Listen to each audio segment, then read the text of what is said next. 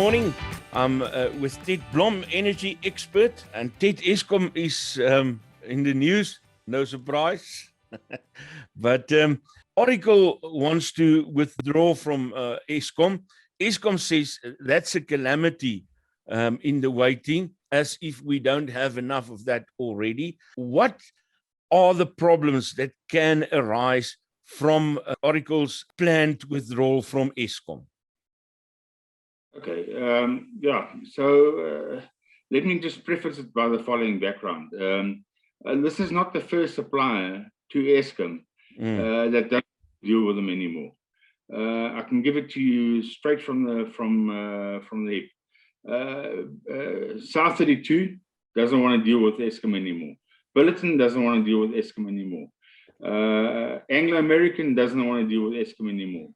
And they host dozens of small suppliers that come and cry by me that they don't want to deal with Eskom because Eskom's business practices towards suppliers is unethical. They don't pay the accounts, full stop. So that's the background. Eskom's turnover with Oracle is so small against Oracle's $39 billion a year turnover. That's not even, it's not even 0.5% of their turnover. So they don't need hassles from Eskom, who don't want to pay bills. And what Eskom is now neglecting to tell the public, but it is in their court papers, is that they did a joint audit with Oracle on the number of users and licenses and things that are required between them. And they were party and privy to the finding that Eskom had overused the Oracle license. So that's the background. Okay, so where are we now? I've just received news this morning that there seems to be problems with the Eskom vending system, the accounting system, and they're spitting out garbage at the moment. And I don't know if it's a once-off or whether the Oracle has actually pressed the button. But the bottom line is that Eskom and Oracle have been in bed for more than 20 years. They run various models, including the vending, the commercial side or the revenue side of Eskom extensively. And if that falls over, you and I won't be able to do account queries, won't be able to do EFTs and all sorts of funny things in transacting with Eskom. That's the small side of the problem. On the bigger side, they also run all the interstations and the control center communications backbone software. And if they switch that module off, there will be havoc. Eskom stated it's the quickest way to head for a meltdown, just to put it bluntly. Ted, Eskom says it has contingency plans for in case Oracle withdraws and problems arise. Do they really? Can they perform the way they should without Oracle? Absolutely not. And that's why I'm saying I'm giving it less than 5% chance. I mean, Isak, let's just go back. Let me give you a practical example.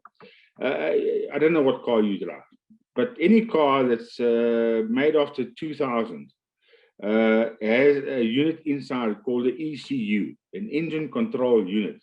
That's a little plug, electronic plug. And the newer your car, the more critical that little component is in your car.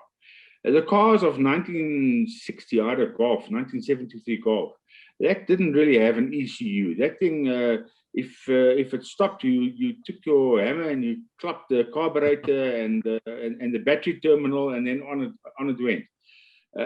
If you take your new car and you unplug the ECU, will you be able to drive that car? No. That's the question. And that's where Eskom is. They reckon they can unplug the ECU and they can carry on as normal.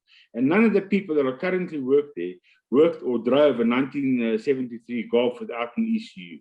So how in heaven's name are these guys who are now used to and being bred with ECUs as the bread and butter and backbone of all their systems, how are they going to run a manual system that, like, for instance, a 1973 Golf would have run? It's not possible. You can't go back that far. I have a 2002 Toyota diesel bakkie. Those things can run without an engine, man. Absolutely.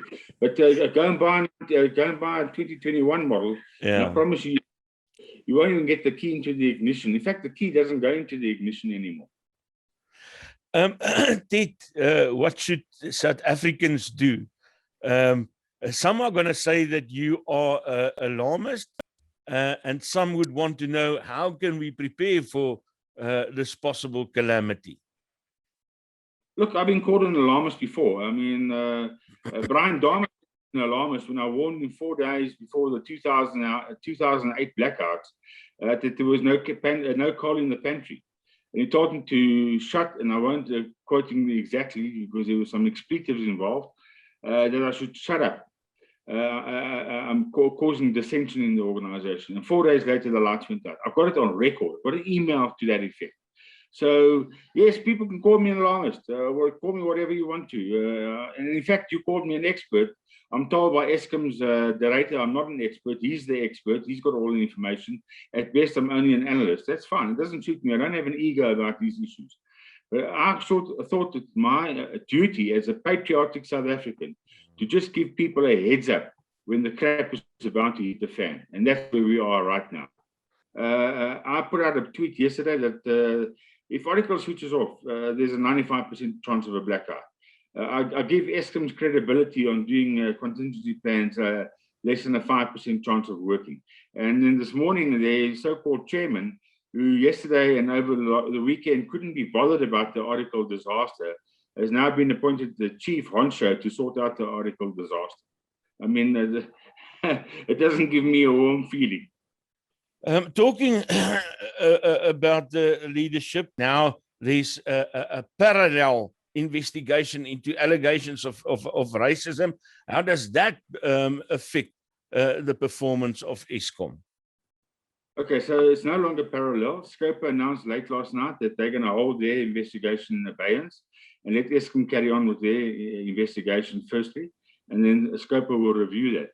The problem I've got with the Eskom investigations, and this is not new, it's an old trick up their dirty sleeves, is that they appoint the adjudicator. And the adjudicator has done a number of jobs for them, and he wants to do future jobs for them. And so I'm not 100% comfortable that those adjudication or investigation exercises are actually above board and fair and equitable. I mean, if I was hired by somebody and I want to do further work with them, of course I'm going to give them the benefit of the doubt. I mean, that's just natural. So until they appoint somebody totally impartial, like somebody appointed by the Law Society, that's like in a normal contract dispute, impartial person with no ties, 15 years experience at the Law Society and nominated by the Law Society as an impartial person, that could work. But with Eskom and the board, the same board who 2 or 3 weeks prior to this debacle announced their full support for Doretta. They're now appointing the investigating officer or arbitrator in this matter. And that just stinks to me. It's really just a stinking, dirty tactic from Eskom's side. Ted Blom, thank you very much for your time. I appreciate it. Hey, you're welcome. Have a good one.